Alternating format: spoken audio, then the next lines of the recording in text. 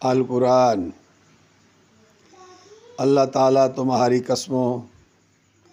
میں لغو قسم پر تم سے مواخذہ نہیں فرماتا، لیکن مواخذہ اس پر فرماتا ہے کہ تم جن قسموں کو مضبوط کر دو اس کا کفارہ 10 محتاجوں کو کھانا دینا ہے، اور اس درجے کا جو اپنے گھر والوں کو کھلاتے ہو، یا ان کو کپڑا دینا ہے، یا ایک غلام یا لونڈی آزاد کرنا ہے، اور جس کو مقدر نہ ہو تو 3 دن کی روزے ہیں،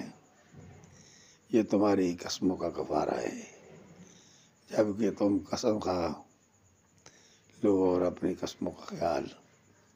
رکھو۔ اسی طرح اللہ تعالیٰ تمہارے واسطے اپنے احکام بیان فرماتا ہے تاکہ تم شکر کرو